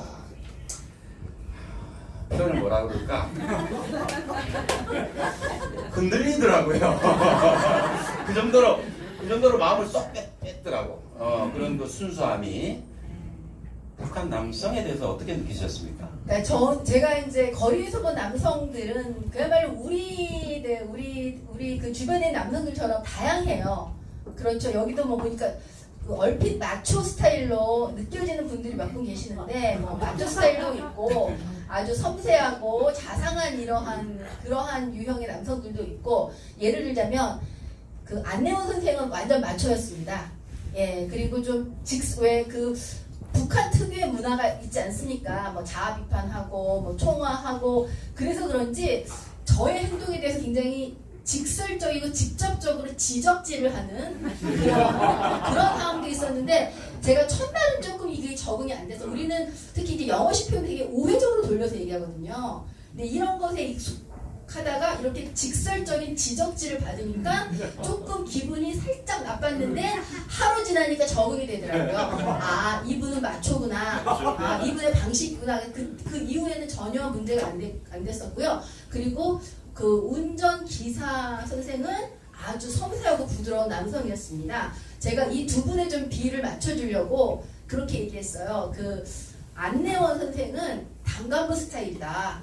왜 우리 그 서른도 씨 있죠? 가수. 약간 그분하고 비슷하게 생겼거든요. 약간 대머리도 조금 이렇게 벗어주시고 나이는 훨씬 저보다 젊었어요. 근데 이제 풍모가 약간 그 서른도 스타일이고 굉장히 씩씩하고 이러한 분위기의 분이었는데 딱 단간부처럼 생겼어요. 우리가 흔히 머릿속으로 그리는 그런 그 노동당 단간부. 근데 그 운전기사분은 우리 왜 꽃미남 스타일이라고 하나요? 왜 그 20대의 여성들이 좋아하는 굉장히 섬세하고 여리고 키가 한 182 정도의 장신이고 되게 마르고 그리고 말도 굉장히 섬세하게 부드럽게 그렇게 하셨던 분이거든요. 그래서 한마디로 말하면 사람마다 다르다. 알겠습니다. 뭐 다음 방부 계획이 있다고 들었는데 그 또 남자 탐구를 위해서 하시는 건 아니겠죠? 제가 아까 사람에 대해서 좀 관심이 많은데 아까 남자뿐만 아니라 여성들도요. 이제 나이가 뭐 50, 60이 돼도 여성은 똑같아요. 항상 그 미를 추구하고 가꾸려고 하는 이런 욕망이 있거든요. 그래서 이제 그 여성들의 화장술을 좀 봤는데 화장술이 많이 발달해서 특히 20, 30대 배우고 싶을 정도로 예, 화장 아주 곱고 예쁘게 하고 그리고 저는 실은 제가 여기까지는 운동화를 신고 와서 여기서 이제 구두를 갈아 신었는데 대부분의 여성들이 흔히 말하는 힐과 같은 거 표적 구두나 이렇게 굽이 좀 높은 이런 신발을 많이 신었어요. 그러니까 나름 굉장히 그 미를 추구하는 이런 문화가 있다. 나름이라고 하는 말은 이제 제 의미는 저는 여기서도 또 따라가지 못하는 이러한 어떤 유행을 북측에 계시는 여성분들이 열심히 잘 맞춰가더라라는 생각이 들었습니다. 네. 현직 선생님이시니까 질문하면 답이 굉장히 상세하고 길게 학생한테 이렇게 이야기해 주시죠. 네, 제 직업병입니다.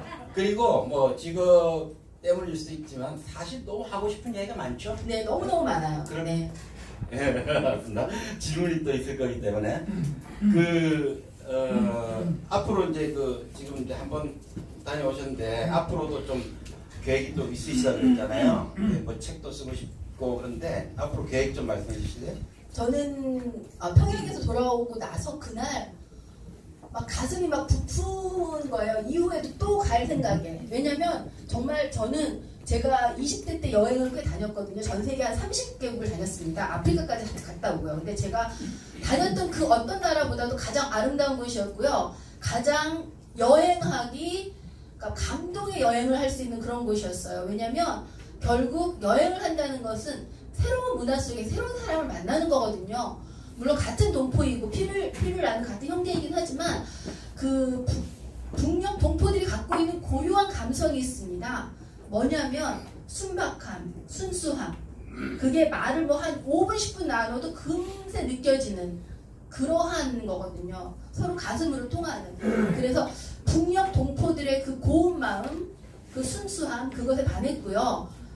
네, 그리고 자연이, 그러니까 물론 평양이 현대화된 도시이긴 하지만 굉장히 깨끗했습니다. 제가 모기를 항상 몰고 다니는 사람인데 보스턴에서도 항상 모기에 뜯겨요. 그리고 여기 올 때도 지하철에서 계속 모기에 뜯겼습니다. 그런데 7박 8일 동안 평양에서 계속 아침부터 저녁까지 다니는 동안에 모기에 물린 적이 단 한 번도 없습니다. 그만큼 깨끗한 도시라는 얘기죠. 굉장히 깨끗해요.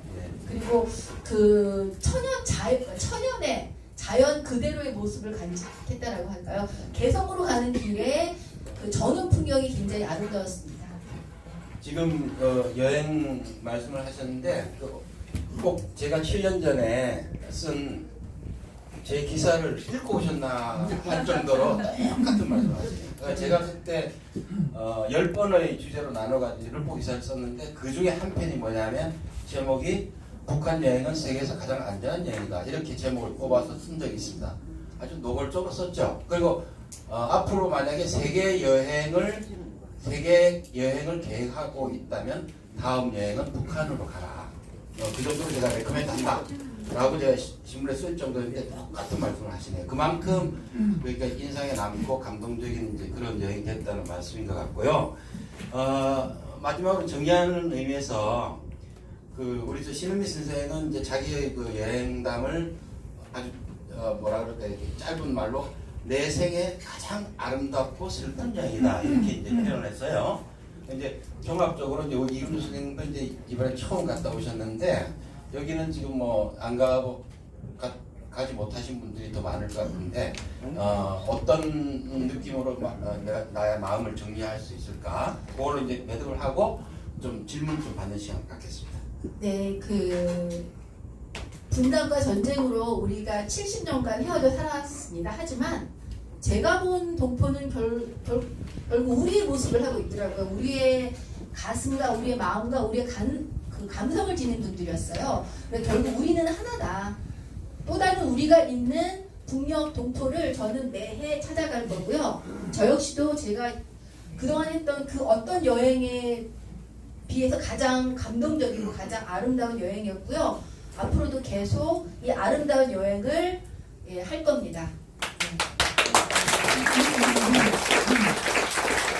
네. 정말 아마 뭐 밤새도록 떠들라 그래도 아마 떠드실 수 있을 거예요. 그 정도로 하시고 싶은 말도 말씀도 많을 거고 느낀 점도 많기 때문에 충분히 이해가 됩니다만은 한정된 시간 때문에 여러분들 궁금해하시는 것 질문 받고 답하는 시간 좀 갖도록 하겠습니다.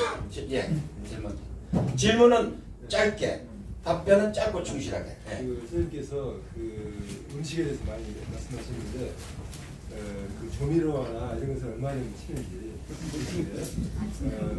그거 좀 알고 싶고 두 번째는 최근에 그 국가 미사일에 대해서 북한의 시민들의 반응은 어떤지 두 가지 좀 말씀해주세요. 제가 맛봤던 음식에서 어떤 인공적인 조미료의 그런 맛은 전혀 느끼지 못했습니다. 제가 좀 미각이 섬세한 편이고요. 음식을 좀 가리는 편인데 그러니까 천연 재료 그대로의 그런 맛을 많이 살리는 음식이었고요. 그러니까 여기 음식이 좀 맵고 자극적이잖아요.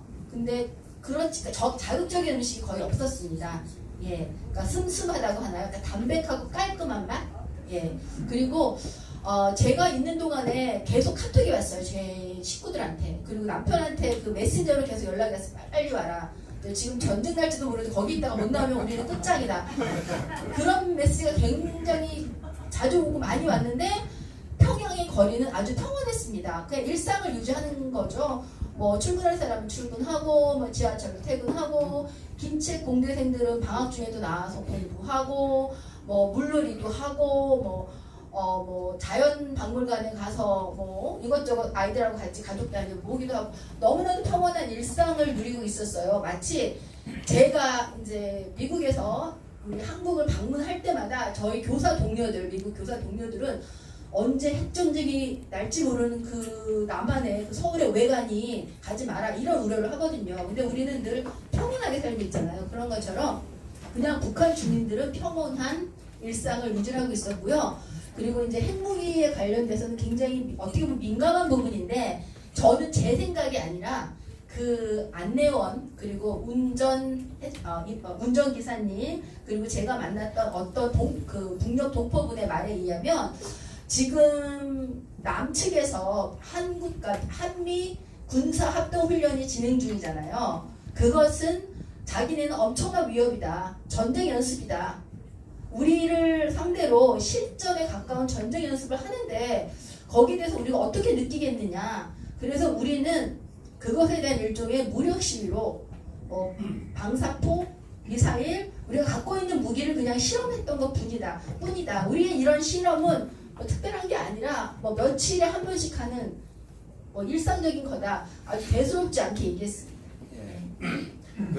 제가 부연 설명 좀 드리면은 북은 우리가 상상하기 어려울 정도로 그 전쟁 공포에 시달려 왔고 그다음에 이제 왜냐하면 6.25 때 북침을 공습을 워낙 당했고 하기 때문에 여기 우리 이제 합동 군사 훈련에 대해서 아주 알레르기가 날 정도 굉장한 그 공포심을 70년 동안 갖고 있는 건 분명합니다. 그렇기 때문에 이제 그런 거를 우리가 이제 이해를 한다면은 이제 어떤 상호 간의 대화가 좀 될 수 있을 텐데 이제 일방적으로 보면은 이제 또 우리 이야기만 하게 되고 하니까 또 다른 부분 또 아까 그 화면상으로 봤을 때는 평양 시내가 주로 보였거든요. 생활상이나 이런 게. 혹시 농촌의 그 농가의 생활상은 안 가보셨나요?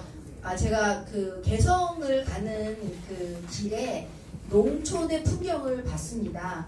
제가 또 개성에서 소달구지를 끌고 가는 농부의 모습도 봤고요.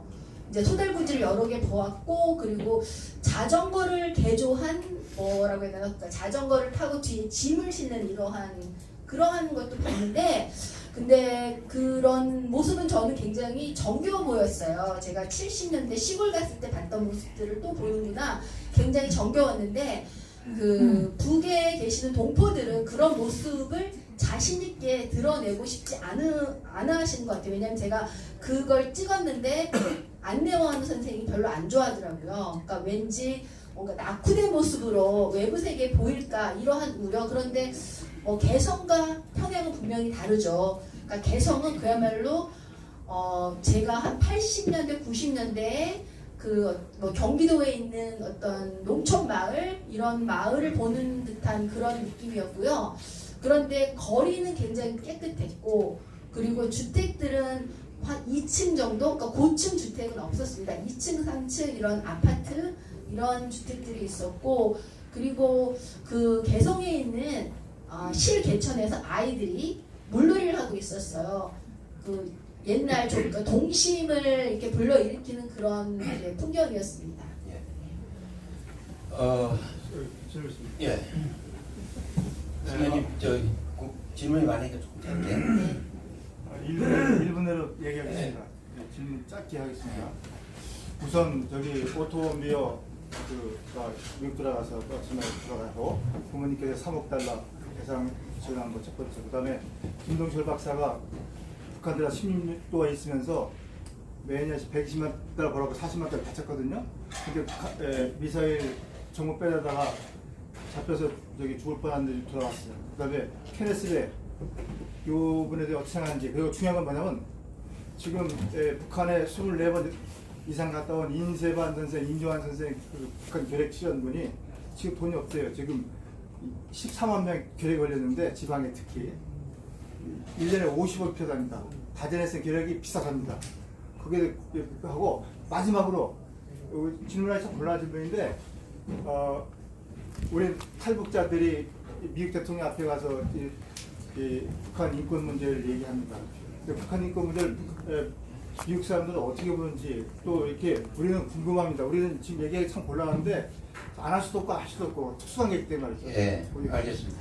지금 여러분도 취재하다시피 이금주 선생님은 이제 단순히 이제 여행자로서 갔다 온 여행자로서의 후기를 이제 여러분들과 나누고 있는 거기 때문에 여러 가지 뭐 이런 시사적인 문제나 이런 거에 대한 답변은 한계가 있을 수밖에 없어요. 그러니까 이제 그런 부분은 감안을 하시고 말씀하실 수 있는 부분만. 제가 원비어 사건에 대해서는 북녘동포, 그러니까 일반 시민들의 얘기는 들을 기회가 없었습니다. 네, 그리고 단지 저는 그 운전 기사분하고 안내원분 이 두 분의 얘기를 들었는데 미국에서 어떻게 봐? 미국에서는 사실 우리 입장하고 크게 다르지 않아요. 그러니까 항상 제가 그 의원들을 만나고 뭐 기자들을 만나서 얘기하다 보면은 원비어 얘기하거든요.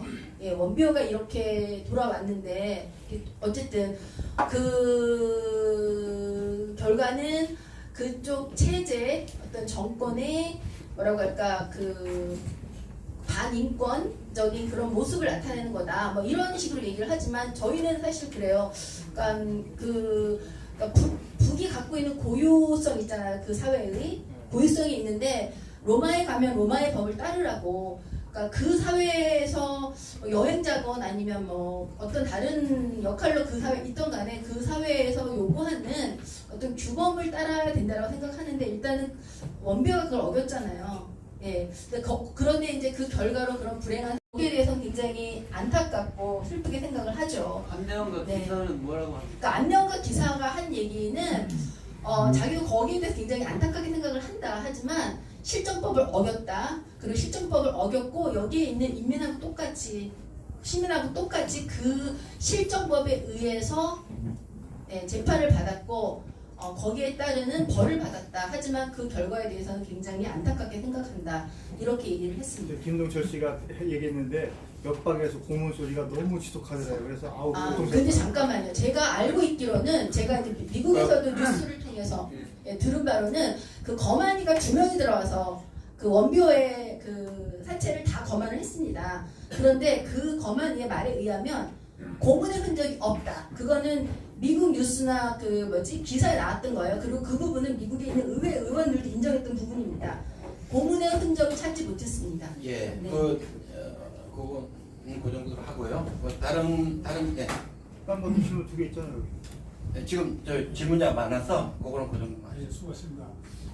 액션 원 코리아가 어떻게 보면 통일을 지향하는 거 아닌가요? 그래서 우리 이금주 선생님이나 우리 이원영 선생님이 북한에 갔다 오셨는데 통일은 우리가 가능할까? 남북 통일이 가능할까? 제가 어제 그저께 칼럼을 봤는데 영세 중립국으로 가는 글을 봤어요. 그래서 통일 방안이 하나 나왔더라고요. 물론 정치적인 아프리이라고 제가 보는데 통일은 가능할까? 지금 우리는 언제쯤 통일이 될까? 이거를 우리 이원영 선생님이나 이금주 선생님이 생각하는 바가 있으면 북한에 다녀올 수 있는 한번 말씀해 주시면 좋겠습니다. 예, 제가 먼저 말씀드리면요.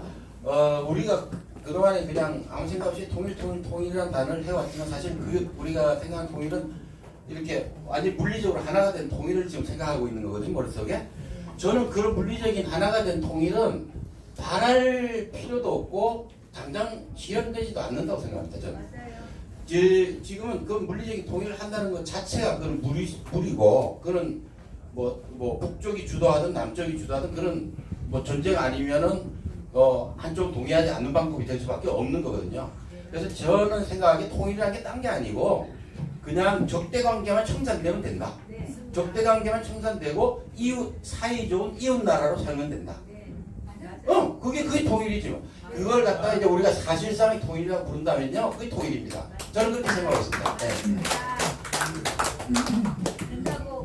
네, 아시다시피 아직도 한국 전쟁이 진행 중이잖아요. 이 진행 중인 전쟁을 먼저 끝내는 거, 그리고 서로가 신뢰하고 그것에 기반해 서로가 자유롭게 왕래할 수 있는 그런 형태의 평화 그런 형태의 통일을 생각하고 있습니다. 하지만 말씀하셨다시피 정말 물리적인 어떤 체제가 완전하게 하나로 이루어진 이러한 통일은 적어도 제 살아생전에는 보기 힘들지 않을까. 하지만 첫 번째 걸음, 사실 우물가에서 숭늉을 찾을 수는 없다라고 생각합니다. 하나하나 첫 번째는 공식적으로 전쟁을 끝내고 정전협정을 평화협정으로 바꾸는 것, 그것이 첫걸음이라고 생각이 들고요. 그것을 위해서 해외에 있는 동포들은 열심히 활동하고 있습니다. 시간이 얼마나 남았죠? 한 분만 더 받죠. 한 번은 너무 야박하니까 세 분만. 그럼 끝내겠습니다. 잘 들었습니다. 질문 짧게 해주십시오. 제가 여기 다른 분들 다 아주 고급스러운 말씀 많이 하셨는데 저는 여행자니까요. 그 북한 사투리가 여기 한민도 다를 테고 무슨 평양도 다를 테고 황해도 경기도 개성 경기도 아니었습니까? 다를 텐데 대부분의 북한 방송이나 이런 걸 보면은 뭐 문화화다 그러나요? 그 말만 나오고 영화를 봐도 그렇고 그런 건 제가 들은 적이 없어서 그런데 그런 거는 어떻게 생각하시는지? 네, 저도 좀 그게 재미있는 측면이었는데요. 제가 그 호텔에 있는 TV를 통해서 거기서 이렇게 상영하는 가족 드라마를 봤거든요. 근데 거기에는 거의 서울 경기도 말씨였어요. 그러니까 그 평안도나 어쨌든 그 이북 특유의 억양이 있잖아요. 뭐뭐 했습니다. 뭐 이렇게 하는 약간 끝부분을 올리는, 그런데 그런 억양이 아니라 경기도 방언을 들었어요. 그 드라마에서. 그러니까 거기에 있는 인민 배우들이 출연한 드라마였어요. 그렇지만 제가 만났던 안내원이나 기사나 뭐 제가 일상적으로 만나는 거기 뭐 봉사원, 접대원 이런 분들 아니면 거리에서 만났던 시민들은 그 억양이 아니었거든요. 근데 저도 그 점이 실은 많이 궁금합니다. 그거는 언어학자들에게 굉장히 좋은 연구거리가 되지 않을까 싶을 정도로요. 네. 저는 질문을 한 가지를 하려고 했는데 이게 일어나서 한번 해볼게요. 아니 다른 분들이 또 있어가지고 딱 3명만 하려고 3명만. 예. 한 사람 여러 개를 하는 아니 그게 아니고 다른 분들이 있으니까. 아니 다른 분. 예. 여기 앞에 분 먼저 하시고 그다음 하시고 끝내겠습니다. 네, 저는 안산에서 왔습니다. 저기 안산에서 저 세월호 가족들하고 자주 접하고 그런 시간이 좀 있는데 그런 활동을 하시면서 이 통일운동 하시니까 좀 더 공감이 가는 부분이 있었고 국력 동포들이 그런 뭔가 생각을 하고 있다는데 더 진한 감동이 있었고요. 이민 선생님이 안산에 오셨는지 모르겠는데 오신다면 제가 한번 안내를 해드릴 용의가 있으니까 시간이 어떻게 되시는지 모르겠지만 그분하고 북한에는 박스 주는 노인이 있습니까 없습니까?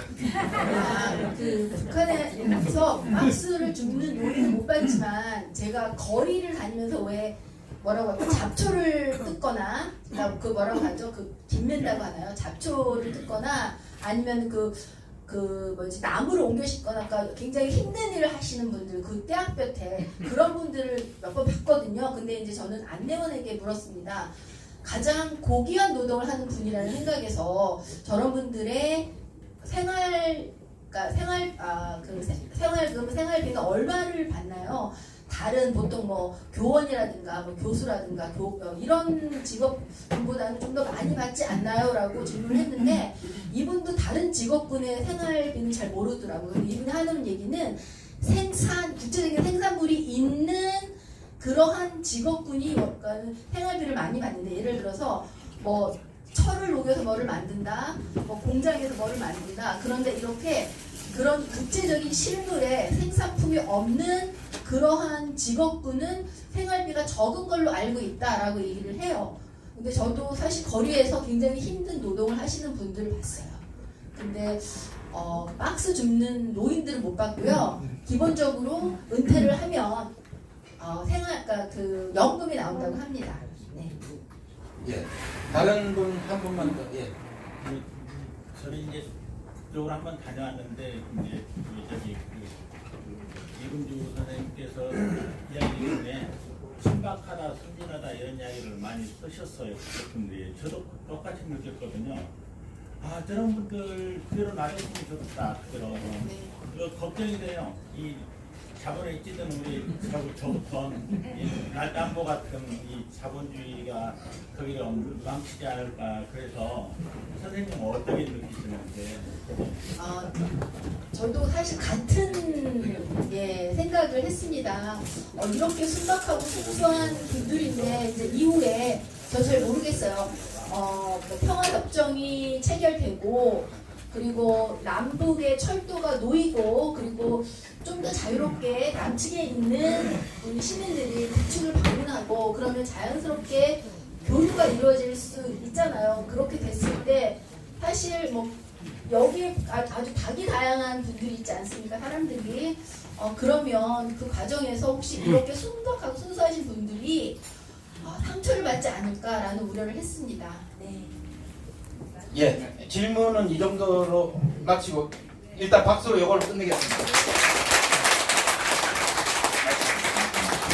그리고 여기 오신 분들이 다 이제 그 북한 문제에 관심이 많으시고 그런 분들이 대부분이라서 이거는 일정이 없던 건데 그 아까 오토 원비어 이야기도 나오고 해서 제가 아는 한 이 중에서 뭐 수준급의 최고의 그 북한 전문가라고 할 수 있는 그 북한을 7, 8번 갔다 온 최재형 목사가 바로 옆에 계시고 오토 원비어 사건에 대해서 누구보다도 그 내부적인 이야기를 많이 알고 있어요. 그래서 딱 5분만 드릴 테니까 좀 설명 좀 간단하게 좀 부탁드립니다. 예.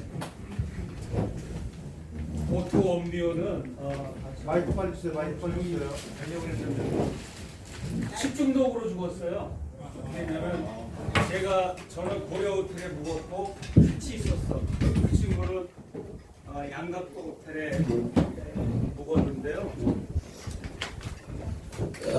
미국의 중부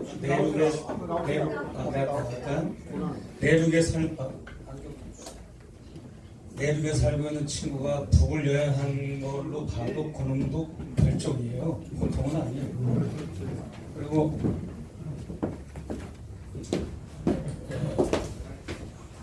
식중독을 걸렸는데 우리는 식중독에 걸리면 뭐 병원 가서 뭐 약 좀 먹고 주사 한 대 맞고 그러면 웬만하면 낫잖아요. 뭐 심하면 두드러기 정도 나는 정도고. 근데 아주 희한한 식중독이 있어요. 저도 이제 처음 알았는데 원비어 때문에 거의 독사에 물리면 우리가 그 해독제를 맞듯이 그 식중독에 걸리면 해독제가 있습니다. 국제적으로. 그래가지고 그 해독제를 북에서 구해다가 줬다고요, 걔를. 그랬는데 또 그 해독제는 뭐냐면 해독제를 줬다고 해서 100% 회생하는 게 아니라 회생률이 25%뿐이 안 되는 해독제입니다. 또 그게 다 이제 북에서 발표했는데 그거는 전혀 언론들이 이제 무시하고 또 잊어버리고 소중하게 다루지 않아서 이렇게 자꾸 와전이 되고 쓸데없는 말들이 오고 왔는데 그래서 그 해독제를 줬는데 결국은 그 해독제를 그 원비어가 이게 체질상 맞지 않는 걸로 돼가지고 효과가 없는 그런 결과가 나왔고 그렇게 해가지고 이제 식중독으로 인해서 그렇게 발병이 된 거고 노동교화소에서도 그 친구는 미국 백인이기 때문에 무슨 뭐 땅을 뭐 판다든지 심한 중노동을 시킨 건 아니고 풀을 뽑는 정도, 청소하는 정도, 그 정도 라인에서 이제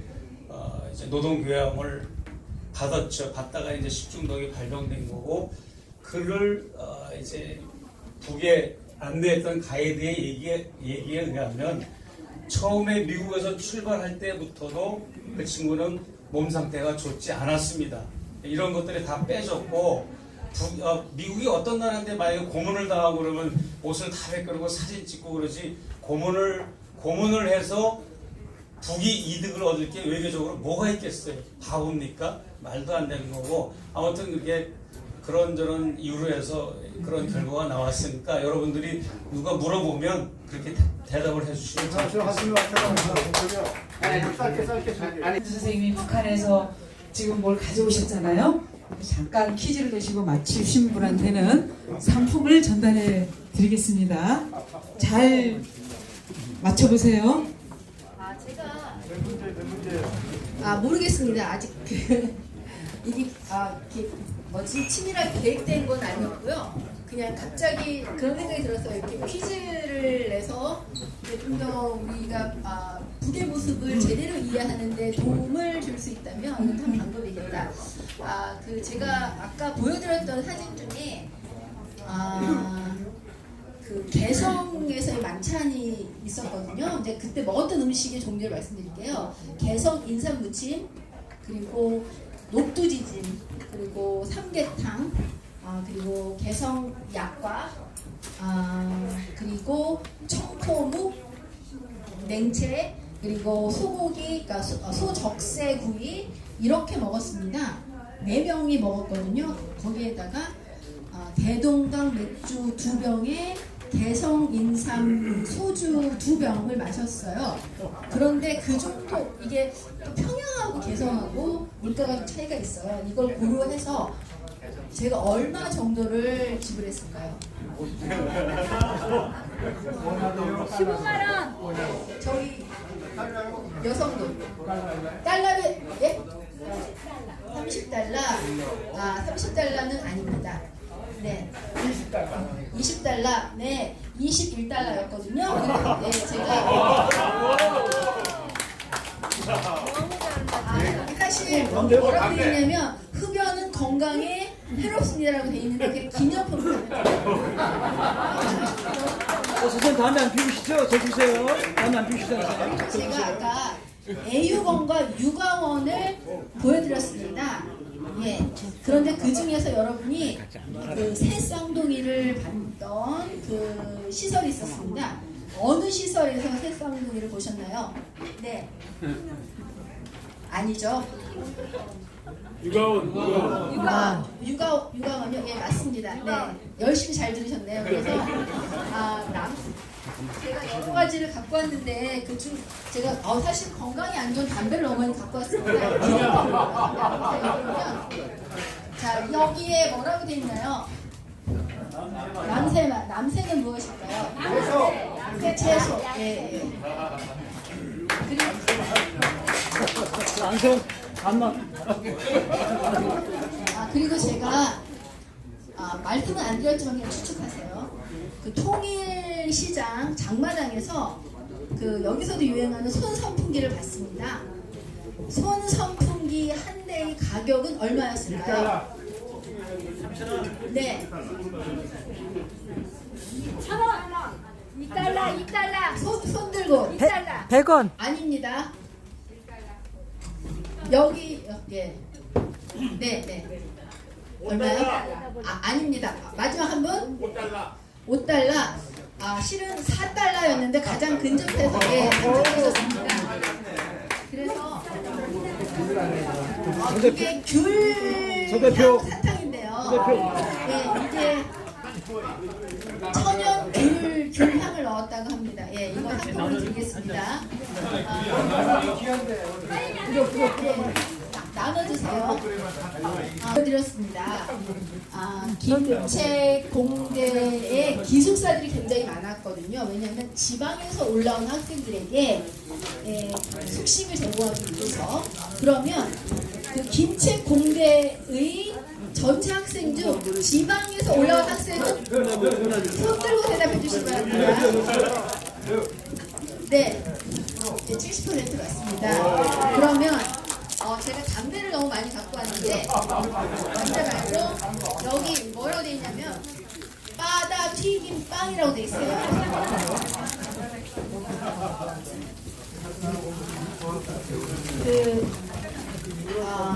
유경 안과 종합병원을 보셨죠? 네, 거기에서 아동 병동이 따로 있었습니다.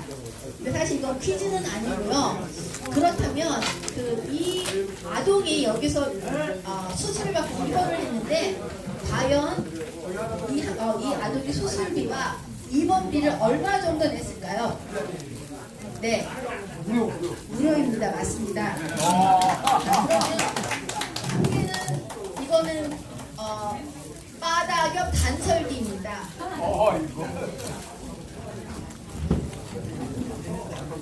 담배는 흡연자들만 대상으로. 예, 흡연자들. 제가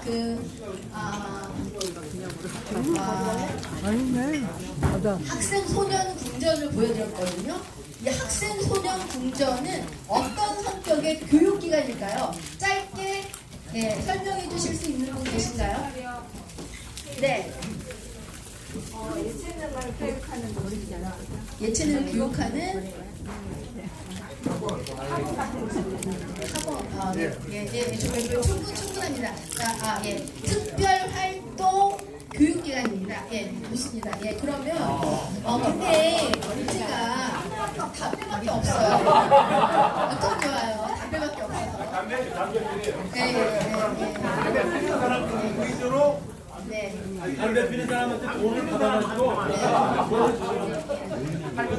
제가 마지막 문제 왜냐면 기념품 그러면 마지막 문제는 아니고 마지막 문제 이 담배 한 갑은 북한에서 얼마일까요? 아닙니다. 2,000원, 2,000원, 2,000원. 네? 2,000원. 1,000원이요? 예, 2,000원. 2,000원? 2,000원은 조금 멀어요. 네, 아닙니다. 마지막 한 분. 네. 아닙니다. 1,000원 맞습니다.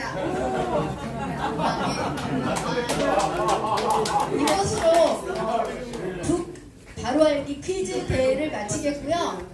이제 필요하신 분은 제가 기념품으로 담배를 드리겠습니다. 이김 선생님 다시 한번 잠깐